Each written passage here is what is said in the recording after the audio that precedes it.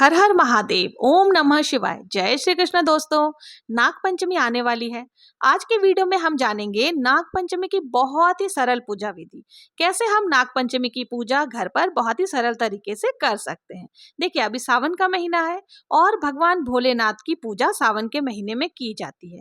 और नाग देवता शिव जी के बहुत ही प्रिय होते हैं, इसलिए सावन के महीने में पंचमी तिथि को नाग पंचमी के रूप में मनाया जाता है। लोग भगवान शिव को प्रसन्न करने के लिए सांपों की पूजा करते हैं, उन्हें दूध व अन्य चीजें चढ़ाते हैं। तो देखिए, घर पर अगर हम नागपंचमी की पूजा कर रहे हैं तो किस प्रकार से करेंगे। जहां भी नागपंचमी के दिन आपको क्या करना है, सुबह जल्दी स्नान आदि से निवृत्त हो जाना। जहां कहीं भी आपको पूजा करनी है उस स्थान को आपको साफ कर लेना है। अच्छे से आप साफ कर लेंगे। साफ करने के बाद हमें पूजन करनी है। तो देखिए, सबसे पहले नाग देवता हमें बनानी है।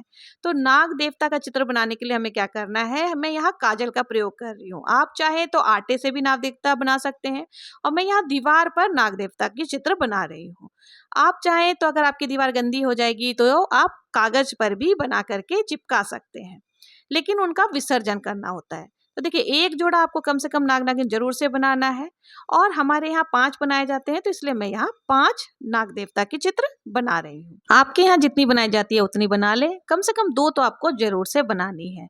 अब देखिए, अगर आप मेरी तरह दीवार पर बना रहे हैं तो काजल का प्रयोग कर सकते हैं, और अगर कागज में बना रहे हैं या फिर आटे की बनाए तो उसका विसर्जन जरूर से करना है। अब हमें इन्हें शुद्ध करना है, तो हम 1 लोटा में जल लेकर के पुष्प से इनको शुद्ध कर लेंगे। शुद्ध करने के बाद ही हमें देख लेते हैं कि हमें और पूजन सामग्री क्या क्या चाहिए। तो यहाँ पर हमने हल्दी ले लिया है, देसी घी का दीपक आप ले सकते हैं या तिल के तेल का दीपक ले सकते हैं, दूध, पुष्प और मोठ और बाजरा भी आप जरूर से रख लें। साथ ही मीठे में कुछ भी भोग आप ले सकते हैं। अक्षत आपको लेना है, 1 लोटा जल आपको ले लेनी है। तो ये हो गए सारे भोग सामग्री, और जो भी हमें समर्पित करनी है वो सारी सामग्री। सबसे पहले हमें यहाँ देसी घी का दीपक प्रज्वलित कर लेना। आप चाहे तो देसी घी का या तिल के तेल का दीपक प्रज्वलित कर ले। इसके बाद ही हमें हल्दी से, जितने भी हमने नाग देवता बनाए हैं उनको हल्दी से तिलक लगानी है। देखिए, हल्दी से तिलक लगाना बहुत ही शुभ माना जाता है, तो इसलिए आप हल्दी से तिलक जरूर से लगाएं। और हल्दी से तिलक लगाने के पश्चात हमें अक्षत समर्पित करनी है। तो अक्षत में भी आप ध्यान रखें कि टूटे फूटे चावल नहीं होने चाहिए। तो यहाँ मैंने अक्षत भी समर्पित कर दिया है। अब इसके साथ ही हमें वस्त्र स्वरूप जो है वो कलावा अर्पित करना है। तो यहाँ पर हम सभी नाग देवताओं को वस्त्र स्वरूप कलावा जरूर से अर्पित कर देंगे। कलावा अर्पित करने के बाद ही हमें पुष्प चढ़ानी है। देखिए, किसी भी देवी देवताओं को पुष्प बहुत ही प्रिय होता है, खुशबू बहुत ही प्रिय होती है। तो नाग देवता को भी खुशबू बहुत ही प्रिय है, तो हम यहाँ पे पुष्प चढ़ा देंगे। और सावन के महीने में ऐसे भी फूल बहुत ही आसानी से मिल जाते हैं, तो आपको जो भी फूल इजीली मिल जाए वो फूल आपको यहाँ पे नाग देवता को समर्पित कर देनी है। अब हम भोग समर्पित करेंगे। तो देखिए, भोग हमें बहुत ही, मैंने बताया ना कि दूध जो भी लेंगे आप बहुत ही छोटे पात्र में आपको समर्पित करना है, क्योंकि हम जो भी चीजें नाग देवता को समर्पित करेंगे उसका हमें विसर्जन करना होता है, इसलिए आप बहुत ही छोटे पात्र में लें। इसके साथ ही हमें कुछ मीठा भी लेना होता है। आप चाहे तो मिष्ठान ले सकते हैं या जो कुछ भी आपने घर में बनाया है आप वो ले सकते हैं। और मोठ और बाजरा भी आप जरूर से रख लें। हमारे मोठ और बाजरा लेते हैं, आपके अगर नहीं लेते हैं तो आप उसको हटा सकती हैं। तो मैंने यहाँ पे मोठ और बाजरा भी ले लिया है। अब इसके साथ ही देखिए, हमें दक्षिणा दक्षिणा जरूर से अर्पित करनी है। यथासंभव आपको जितना हो सके दक्षिणा जरूर से समर्पित करें। दक्षिणा समर्पित करने के बाद 1 लोटा जल आप जरूर से रख लें। और देखिए, जो भी है पूजा में, अगर आपने व्रत किया है तो आपको कथा सुननी चाहिए। तो अगर आपने व्रत रखा है तो कथा सुन सकते हैं। अगर आपके यहाँ कथा नहीं सुनी जाती है तो आप इसको स्किप कर सकते हैं।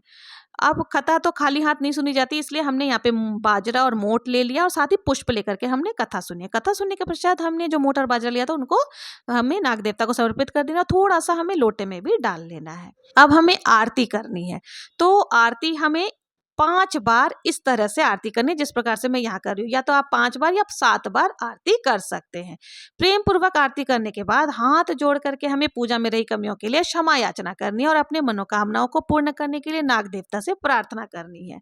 देखिए, कई जगह मान्यता है कि इस दिन नाग देवता की पूजा अर्चना करने से जातक को बहुत ही शुभ फल की प्राप्ति होती है, और नाग देवता की पूजा करने से सुख समृद्धि का आशीर्वाद प्राप्त होता है। देखिए, कई बार क्या होता है कि कई लोगों को काल सर्प दोष होता है, तो नाग पंचमी के दिन काल सर्प दोष का भी निवारण किया जाता है। देखिए, काल सर्प दोष के निवारण के लिए चांदी के नाग नागिन या किसी अन्य धातु के जैसे तांबे के नाग नागिन बनाए जाते हैं और पुजारी जी की सहायता से मंदिर में शिवलिंग पर समर्पित किए जाते हैं। इस प्रकार से करने से काल सर्प दोष का निवारण हो जाता है। तो आप भी अगर काल सर्प दोष से पीड़ित है तो जरूर से इसका निवारण नाग पंचमी के दिन जरूर करें। अब हमें क्या करना है, जो लोटे में जल है उसको लेकर के हमें 2 बार वार लेना है। जो हमने पूजा किया है वहां पर 2 बार हम जल छोड़ेंगे। तो इस प्रकार से वारने के बाद हमारी जो पूजा है वो संपन्न हो जाएगी। तो ये पूजा सुबह ही की जाती है। तो जो लोटे में जल बचा था कथा सुनने के पश्चात, उससे हमें सूर्यदेव को अर्घ दे देनी है। उसके बाद जो भी हमने भोग प्रसाद आदि चढ़ाए थे उनका हमें क्या करना है, मिट्टी में दबा देना है। देखिए, मैंने पहले ही बताया था कि हमें जो भी भोग हमने समर्पित किए उसे हमें खाना नहीं है, ना ही किसी को हमें दान स्वरूप देना है। तो हमें इसे क्या करना है, इसलिए कम कम मात्रा में हम इसमें भोग चढ़ाए जाते हैं। तो इसे हमें मिट्टी में दबा देना। अगर आपके घर में कच्ची मिट्टी है तो वहां आप इसको दबा सकते हैं।